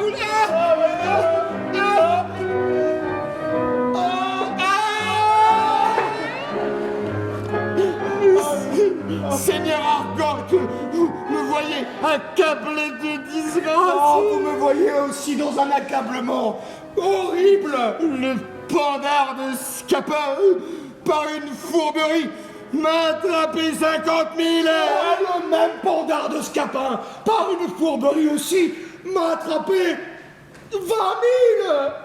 Ah. Il ne s'est pas contenté de m'attraper 50 000, alors il m'a traité d'une manière... D'une manière... que j'ai honte de dire. Mais il me le paiera. Je veux qu'il me fasse raison dans la pièce qu'il va jouer. Et je prétends faire de lui une vengeance exemplaire. Plaise au ciel que dans tout ceci, je n'ai point ma part. Mais ce n'est pas encore tout, Seigneur Argant. Et un malheur nous est toujours l'avant-coureur d'un autre. Je me réjouissais aujourd'hui de l'espérance d'avoir ma fille dont je faisais toute ma consolation. Et je viens d'apprendre de mon homme qu'il y a longtemps qu'elle est partie de Tarente et qu'on y croit qu'elle a péri sur le vaisseau où elle s'embarquait. Mais pourquoi, s'il vous plaît, la tenir à Tarente? Elle ne vous a trop pas donné la joie de la voir avec vous. J'ai eu mes raisons pour cela et des intérêts de famille m'ont obligé jusqu'ici à tenir fort secret ce second mariage. Le seigneur Pandolfe. Pandolfe. Non, écoutez... Si, oui, oui, Pandolfe, tout à fait, bien sûr. Ne quittez pas. Évidemment, merci, c'est pour moi. Oh, pour moi? Alors c'est pour moi. C'est pour moi. Oui, nourrisseux. Non, appelle-moi Gérante. Ne te sers plus du nom de Pandolfe. Les raisons ont cessé qui m'avaient obligé à le prendre auprès de vous à Tarente. Oui, bon. Où est ma fille? Ma fille n'est pas loin d'ici. Et elle est quoi? Et elle est quoi? Elle est mariée.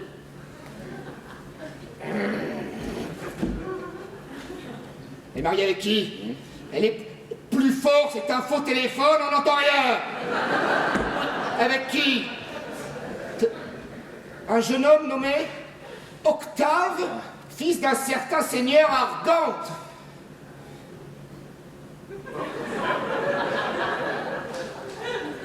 Au ciel! Quelle nouvelle! Bon, où est-elle à présent?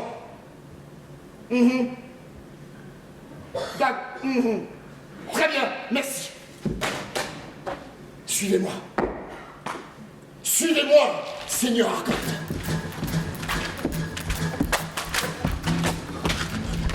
Voilà une aventure tout à fait surprenante. Bien, Sylvestre! Que font nos gens? J'ai deux avis à te donner. L'un, c'est que l'affaire d'Octave est accommodée.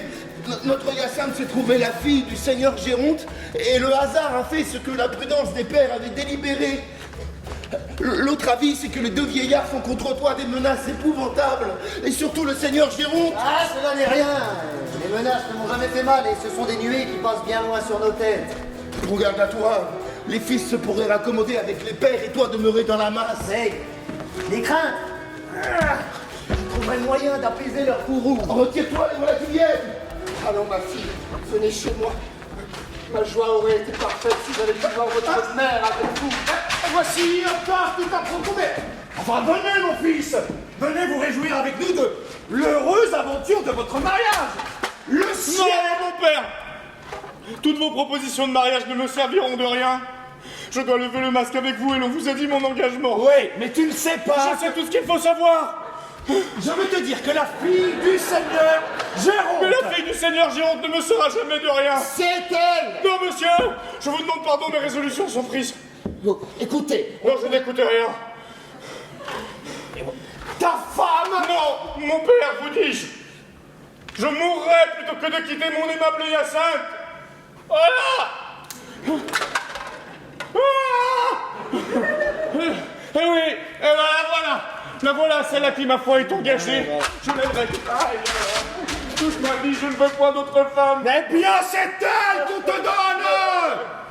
Oh, quel diable détourdi qui suit toujours sa pointe. Mais oui, Octave, voici mon père que j'ai trouvé et nous nous voyons hors de peine. allons chez moi. Nous serons mieux qu'ici pour nous entretenir. Ah, mon père, je vous demande par grâce que je ne sois point séparée de l'aimable personne que vous voyez. Elle a un mérite qui vous fera concevoir de l'estime pour elle quand il sera connu de vous. Tu voudrais que je tienne chez moi une personne qui est aimée de ton frère et qui m'a dit tantôt au nez mille sottises de moi-même? Monsieur, je vous prie de m'excuser, je ne vous aurais pas parlé de la sorte si j'avais su que c'était vous. Et je ne vous connaissais que de réputation. Comment? Que de réputation? Oh mon père, la passion que mon frère a pour elle n'a rien de criminel et je réponds de sa vertu. Voilà qui est fort bien. Voudrait-on pas que je mariasse ma fille avec elle? Une fille inconnue qui fait le métier de coureuse? Mon père, ne vous plaignez point que j'aime une inconnue sans naissance et sans bien. Ceux de qui je l'ai racheté viennent de me découvrir qu'elle est de cette ville et d'honnête famille, que ce sont eux qui l'y ont dérobée à l'âge de 4 ans. Et voici un bracelet qu'ils m'ont donné qui pourra nous aider à trouver ses parents. Hélas, avoir ce bracelet, c'est ma fille. Que je perdise à l'âge que vous dites. Votre fille? Oui, oui, ce l'est.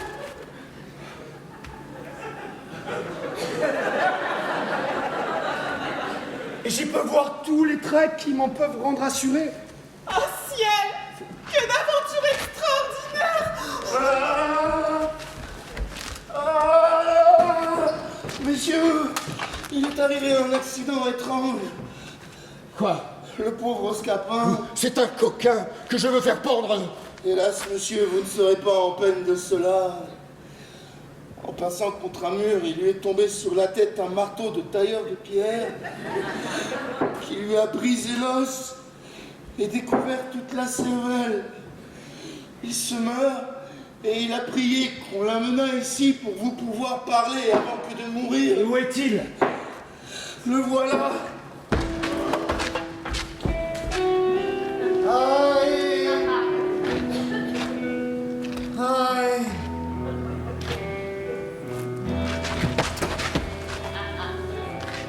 Aïe.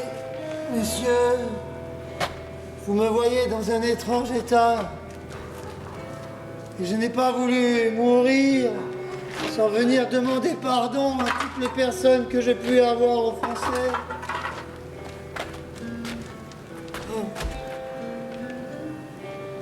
Et principalement le seigneur Argante et le seigneur Géronte.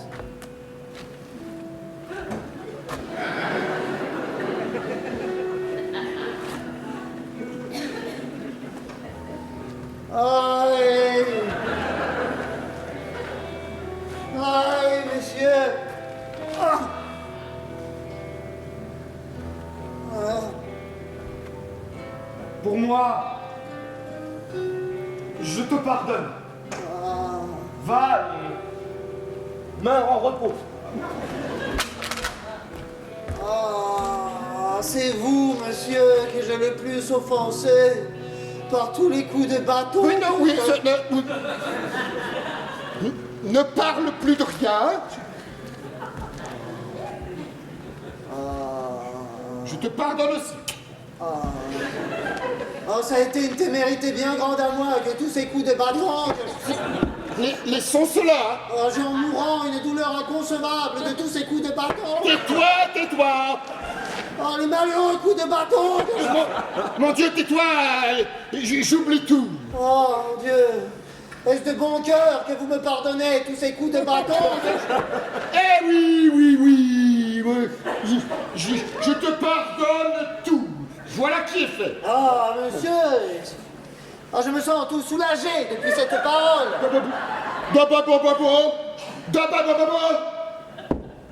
Je te pardonne à la charge que tu mourras.